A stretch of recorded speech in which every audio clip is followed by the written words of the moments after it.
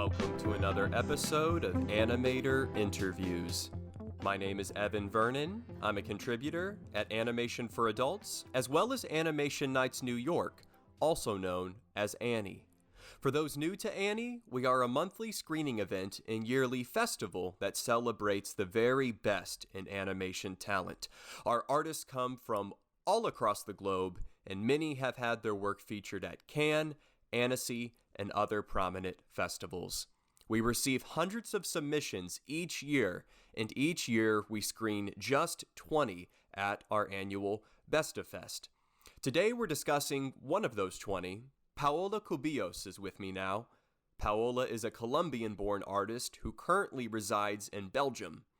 Paola earned her bachelor's degree in law before attending the Casque Conservatorium in Ghent, where she studied animation from 2016 to 2021. Paola's stop-motion film, Lines of Oblivion, was one of 20 films chosen by our Best of Fest jury. Set in a small, lonely room, the film follows a migrant woman as she reflects on her past, remembering the people she loved, the home she left, and her split identity as she misses one life in the midst of another. Lines of Oblivion is a silent film, but its slow, thoughtful pacing, still atmosphere, and captioned narration say more in 4 minutes than many films do in an hour. Today, Paola has kindly agreed to discuss this film and its personal meaning to her. Today's interview is also public and open to audience questions. We will address all of those as they come in. Paola, thanks for coming here. To kick things off, tell us about yourself. What inspired you to become an animator? I think I am very moved by all the things that can be combined in animation. I am mostly an illustrator. I draw a lot, and that's maybe one of the things that has occupied me for a very big part of my life. I am interested in literature. I'm interested in poetry. I am very, very interested and willing to know more about cinema. And I believe that somehow a way of combining all these interests and all these passions was animation film, because there is a huge potential on also reaching things that actually go beyond the things that we can see and the things that we can touch. We can create way more things, and I think it's definitely an area that by which I feel very moved, and I think has a lot of potential, and I hope that I will be able to keep working on it. Very well said, Paola. Thank you so much for sharing. You talked about being interested not only in animation, but just the interdisciplinary arts. And you can kind of see that in this film. There's a poem that is, not spoken, but on the screen as the story is being told. And we'll touch on that in just a moment. But yeah, very, very, very interesting and insightful. Correct me if I'm wrong. When I was doing some research on your background, I read that you had originally studied law before you decided to attend animation school. So what inspired that switch, if you don't mind sharing? I think when I finished high school, I was 18, and I was, and I am still, a very curious person. And especially at that moment, I think that I felt that I wanted to understand many things, and that I wanted to understand a little bit, to grasp a bit more about society, about how things work. And so definitely the choice of studying law was very evident for me. And actually it was this combination of human sciences, of a lot of philosophy, and something very but like reading and studying, and that was something that I really enjoyed. However, I think I had a very a kind of a romanticized idea of justice that I wanted to kind of frame a bit more, thanks to the studies. And through time, I realized that there was maybe more a baggage that I wanted to have for myself, maybe an academic intellectual baggage that I was going to use for something else, because I wanted to express, I wanted to enter in conversation, to create dialogues that I believe that that we're not going to take shape in as a lawyer or as a jurist, but rather as an artist. And then yeah, I think the switch, I would, instead of saying actually a switch, I think it was more like a complementary path that was very coherent to the things that moved me, because I never regretted to have first that part. And even though at some point I'm like, I really need to leave it. I think it's nice, Yeah. but I wanna go to something else. And then I enrolled in animation, and it was just like, yeah, all this very wide space of exploration by my own, where I could just try out things, and maybe, yeah, with the things that I have learned, and maybe the things that I had to say, or that I believed I could find a way to express them, then find tools in there. That was the idea. Yeah. You said something very powerful right there. It's clear that you have a heart for justice, and the fact that you see your background in law, which most people would see as completely detached from the animation sphere, as complementary to it, says not only a lot about the potential of animation as a storytelling medium and even like a vehicle for social change, but also it says a lot about you as an artist and the kind of depth that goes into your creative process. So Paola, Mhm. thank you so much. That's a very profound statement. It kind of leads into my next question. Tell us a bit about this film, Lines of Oblivion. Just real quick for those who haven't seen it, Lines of Oblivion is a silent film that takes place inside of a home and is just kind of I guess a portrait of this woman's memories, revisiting Mhm. her as she looks around the house. Paola, you can describe it much more eloquently, so I'll turn the mic over to you. But yeah, tell us about the story behind this.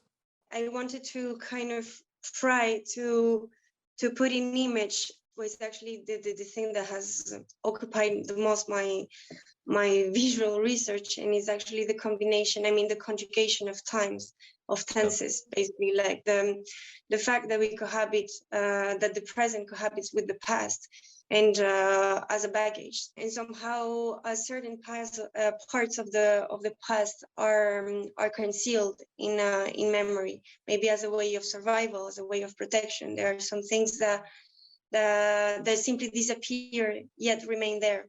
In this film, it was basically a woman in her house, in actually a kitchen, a very small space that had very few things inside, and then the fact of having a turn where everything kind of that could go wrong inside the apartment, and would lead her to another space time that maybe, is just a space in the middle of nowhere, in which, yeah, she confronts something that she might not understand, and then go back to her space.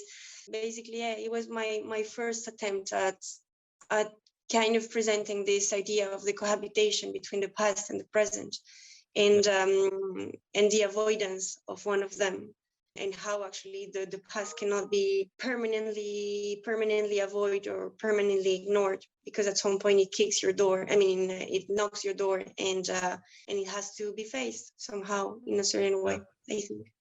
The way that you manipulate space and really just animation as a medium to construct that sort of dream world where the past and present collide with each other is very gripping and beautiful. Again, like it's a wordless film, but it keeps you engaged from start to finish, and it's very poetic. Can you tell us about the poem that's on the screen throughout this? It's very well written. Is it yours? Yeah. Yeah. Yeah. I think that was a poem that I wrote very spontaneously about who I was. I think maybe that was kind of one of the questions that I had a lot at some point a couple of years ago. Mhm. As I moved to another city, I moved to a city in the north of Belgium that is Ghent, actually, and I have always lived in Brussels. And I think in Ghent, even it's a lovely, beautiful, gorgeous city. However, in which I was constantly reminded that I was an immigrant, and that I was constantly reminded to be different, or to be like the Colombian, even though actually in terms of identity, it's something that I had never really clarified. I mean, I don't know. It's I think I have kind of a very hybrid identity through my own history of immigration, through the and anyway, I think it was, yeah, like the kind of an answer of who I was, and And then I had this first idea of representing a person as a house, because in a certain way, in a house, you build this place as also a place that can host you and that can shelter you, and also is kind of the presentation to the others, right? And then yeah, I started like by the fact of like me being the walls of a house, and then having all these things that are inside this wall, and maybe being as everyone, I believe, probably a way more complex character than the exoticized figure of the Colombian or the Latin American or this, and it's actually all these things that you entail as a person, and yeah, that I actually wrote very very spontaneously about all the things that I was, and that I or that I believe that, I mean, that moved me in a certain way, and that could relate somehow to the story. And yeah, so that was basically a little bit the idea of the text. Yeah, yeah. Well, the poetry is personal. The story itself seems to be almost autobiographical based on what you've said. You said you're an immigrant. You're originally from Bogota, I believe, and this story seems to focus on a woman who's in a similar situation, whether she's a literal representation of you or just someone that a character that you can relate to. She's looking at that picture on the wall that seems to be set. The house in that photo seems to be set in a very like non-European place. So yeah. Wow. It's amazing to watch a film not knowing the context and be moved by it, and then to actually learn about the director and their intent, and it just kind of it doesn't reshape your understanding of it, but it deepens your appreciation. I'm sure that anyone who's seen it listening to this interview feels the same.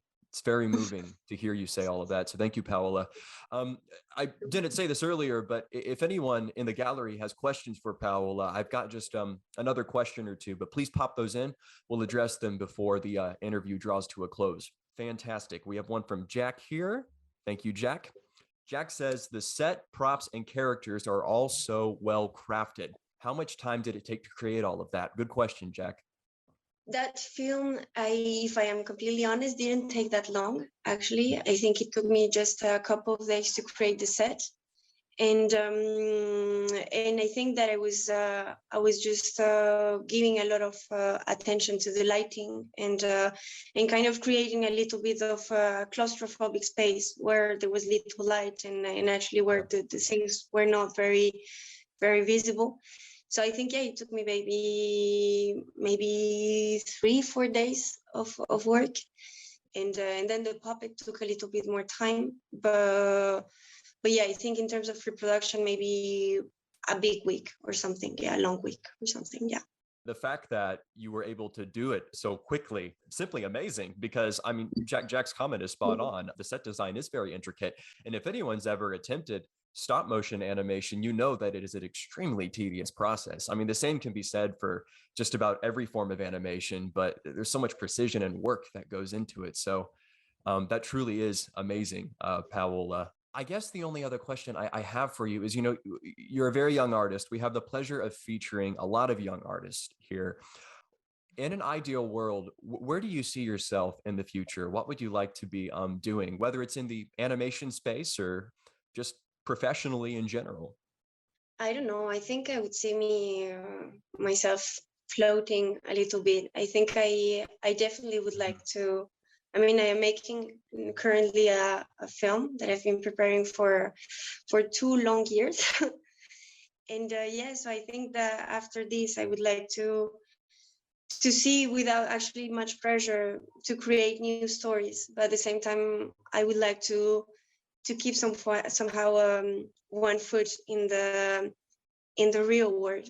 Actually, Yeah, I sure. think I do believe that it's very important to remain connected with beautiful things of the daily life that can also be very inspiring or just genuinely beautiful, Yeah. and so yeah, definitely I think I would like to make more films, to after the one I'm doing now, to make things that touch me and that can actually create an interaction. But I think it's not my only objective. I think I want to experience many things, and I want to maybe have a work that that is every time a little bit more experience, more full of reflections. I don't think that I want to produce constantly, to have also the time to think and to have the time to experience and to live other things. Yeah. Well, it's been a real pleasure talking with you, Paola. You seem to have a heart for justice and service, and whether you end up affecting that in the lives of other people through your animation or through your just work in the outside world, we look forward to seeing what comes from you. So once again, congratulations to you for being selected. Thank you for sharing this beautiful film with us. And we hope to see you next year at ANNY Best of Fest. Yeah, but thank you. All the best to you, Paola. You take care. Thank you very much. Bye bye.